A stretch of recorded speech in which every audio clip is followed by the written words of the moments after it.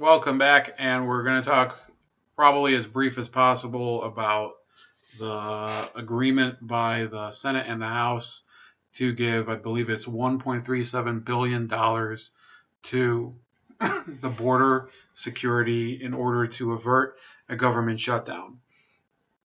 And my personal feeling is that if this is the destination we've gotten to, I don't understand personally why we didn't just have the national emergency declared after the last shutdown ended. I think that really what Donald Trump is doing is trying to drive the wedge as deep as possible among the Democrats and to demonstrate to observers among the public just how determined they're going to be to deny any sort of closure to the border issue. And I'll explain really what's going on. So, there's a lot of, I'm not going to read the entire article. It says a source familiar with the situation said that the White House had identified $2.7 billion in funds previously provided by Congress that could be redirected to barrier funding as part of a national emergency.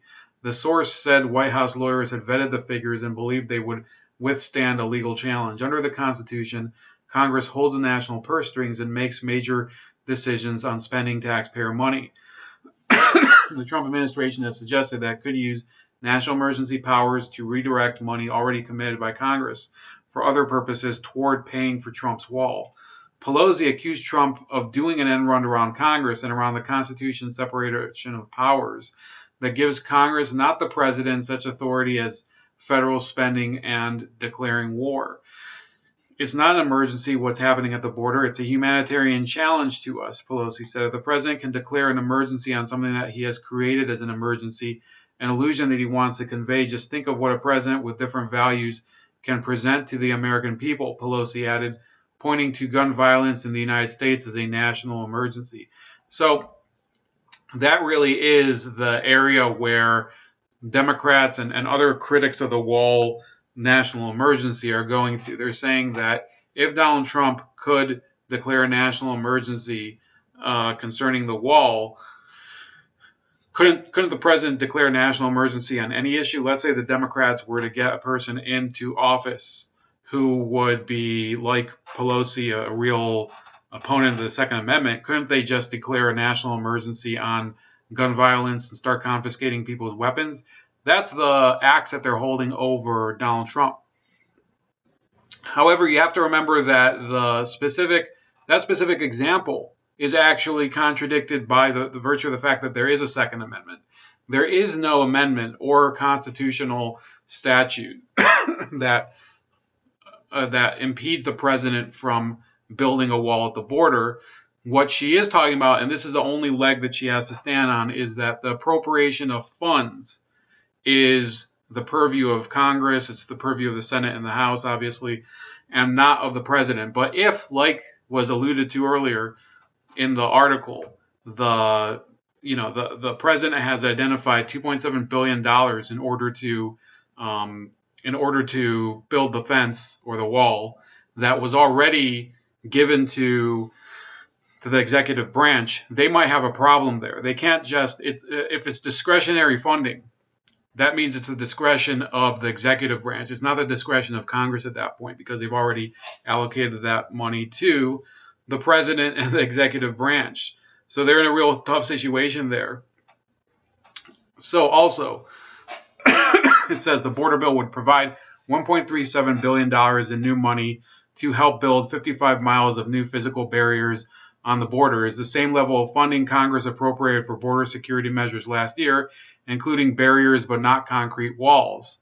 But you have to take into account that earlier it was declared by the Democrats that walls are immoral. The president cannot hold public employees hostage because he wants to have a wall that is not effective in terms of its purpose, not cost effective in terms of what the opportunity cost it is of federal dollars to spend. And the president has said Mexico's going to pay for this.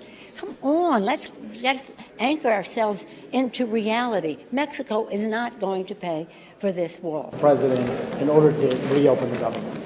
$1? $1? Yeah, $1. The The fact president wants is, to cut a a deal. wall is an immorality. It's not who we are as a nation. And this is not a wall between Mexico and the United States that the president is creating here. It's a wall between reality and his constituents, his supporters. He does not want them to know what he's doing to Medicare and Medicaid and Social Security in his budget proposal. He does not want them to know what he's doing to clean air.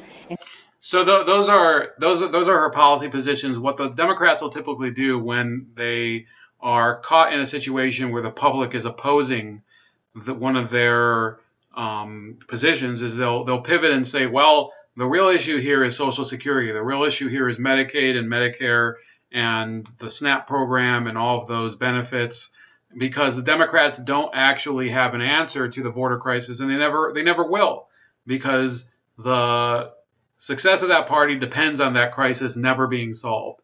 First of all, because yes, a lot of the people who come across the border end up becoming voters for the Democrats. Okay, I'm not going to say all of them, but a lot of them do. And also because it provides them with this narrative that you're trying to help the downtrodden immigrant coming into the country. Well, the real problem is that people are waking up to the fact that the issues that are pertinent to Americans, the issues that they want to have solved, are not being there is no democratic plan for them. There is literally no vision.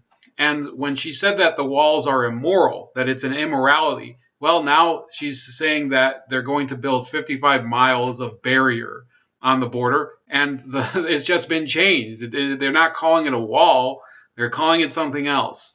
So now what do? They just approved 55 miles of immorality, and there's already people on Twitter who are raging out about the wall.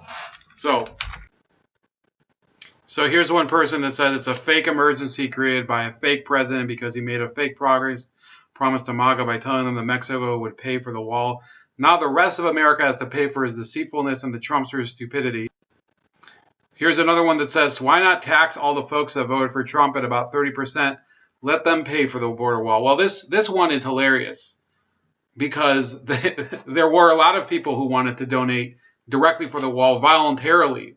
Without you wouldn't need to tax them 30%, because 30% it would get you a lot more than the money that Donald Trump wanted. So essentially, they're ignoring the fact that there were a number of GoFundMes to fund the border wall, and I believe one of them cracked 20 million, if I'm not mistaken. So then it's here's another one. Why are the American people paying for the border wall if you said Mexico was going to pay for it? So somebody's saying that there's a cemetery that's going to be raised for the wall. So there's a lot of people who are going to be very pissed off by the fact that this wall is coming. But one person has put it very much into perspective, and I have to agree. My handicap is golf in general. Finally, I've been telling you guys this. For a long time. I think it makes complete sense for Donald Trump to go ahead and declare a national emergency on the border wall so we can stop arguing politically about it and let this move on to 2020. If he declares a national emergency, I told you this solution a month and a half ago or whatever, before the initial shutdown of government happened, let the court system go out. It will immediately be challenged in law. This is the report that Donald Trump is finally getting around to it, and we will find out whether or not he has the authority to do it. If he doesn't have the authority to do it, look, you're talking to a lawyer. It will stay in the courts for the next couple of years. It will be an issue to run on in 2020, and the American public can come out and make a decision about whether or not they want to support Donald Trump and his border wall. Our immigration policy is fundamentally broken. I have said for a long time I am in favor of a ton of immigration, but I want it to happen legally. I want America to go draft all of the intellectual draft picks from other countries and bring in the incredibly talented people from other countries to America so they can create jobs, businesses, and opportunity, as many immigrants already do. Many Americans, in my belief, take our opportunities, our liberty, our freedoms, our economy for granted, and certainly they take for granted the opportunity to create a business which allows ownership interests to exist and for huge amounts of money to be made thanks to how wealthy as a country we are. And so I think legal immigration is a really good move. I think that also illegal immigration is a bad move. I don't know that the wall is what we should be fighting over. I think it's overall immigration reform, period. And it's actually fascinating if you study any kind of data. For a long time, there was discussion as if we were going to have overpopulation issues in the world. If you actually study the data on where population growth is going, every major westernized democracy is starting to decline in population, with the exception of the United States. Even China, which is not a westernized democracy, is starting to decline in population. Japan's population is collapsing. Germany, France, England, all of these countries are getting older. And as a result, the only way to up the overall population and fill all these jobs and homes and businesses that we have created is to increase population. And so I think this is a major issue. For a long time, we talked about overpopulation. The big issue the world faces is that population is growing fast in poor countries and slow in rich countries. That's because richer people have fewer children.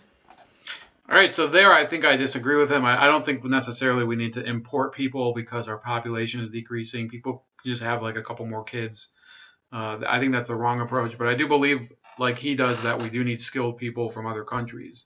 Now, I'm gonna break down to you what I think is the real mind game that's going on, and why I think Donald Trump did not declare the national emergency much earlier. And it's pretty simple. You have to think about what you want the proper reaction to be from your opponent. Okay. Now, if he would have just declared the national emergency, the Democrats could legitimately say, well, you know, he's kicking us out of the process. We are the legislature. You know, the legislature has a role in making decisions on the national level. If you don't include us, why should we cooperate with you? You're basically usurping power. So what he did was he did include them, and he did try, on a number of occasions to negotiate with them. In fact, he tried basically to, squeeze some concessions out of them on camera. And repeatedly, all they would do is just, bellyache and pretend that it's a waste of time. And at one point, before the new Congress came in, Pelosi said, well, you can't get the votes, which was a lie. In the end, he could get the votes in the House when the GOP controlled it. So what you have here is this issue where he needed to demonstrate on the national level that there is one person willing to tackle the crisis and the rest are just not. So you see the Republicans are not really committed to solving it. You see the Democrats for sure are not committed to solving it. And now when you have this government shutdown being averted and they're signing this spending bill and he does it, they did have to concede apparently 55 miles of something, whether you call it wall or whether you call it physical barriers, whatever you want to call it, they had to concede 55 miles of that. So once again, they basically conceded, the Democrats conceded what in their words would be 55 miles of immorality. Then beyond that, you have to take into account that what are they supposed to do once so first of all, they passed the bill already, and now he's going to sign a national emergency. They can't take it back. So they can't shut down the government anymore. They're basically screwed. So for the next 6 months, Congress is basically going to have to, deal with other issues. They're going to have to move on to confirming his nominations or not. They're going to have to move on to various parts of legislation that they want to tackle. What are they going to do now? This whole thing is going to be just it's going to be a cluster F for the Democrats, because for example, in the Senate, Mitch McConnell is talking about having the Democrats, vote on the record on the Green New Deal. So he's putting a bill on the floor that he himself and the Republican caucus are definitely not going to vote for. He's going to make the Democrats stand on their dead horse and try to joust with him.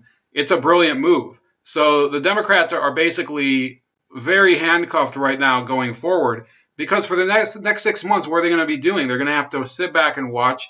You have the North Korea summit coming up, possibly a new trade deal with China. And I believe they still have to approve the trade deal with Canada and Mexico, the U.S., Canada, Mexico trade deal. So it's going to be a very, very difficult 6 months for the Democrats, because all they're going to be able to do is use these committees, like I told you yesterday, to try to create these investigations and like basically kick up a cloud of smog against Donald Trump. So that's about it. I don't want to make this too long. Please like this video, subscribe to my channel, subscribe to my other channels on BitChute and Cocoscope. I also have another YouTube channel called Razor Ray's Special Cuts, and you can also find my other social media right here. And have a great evening.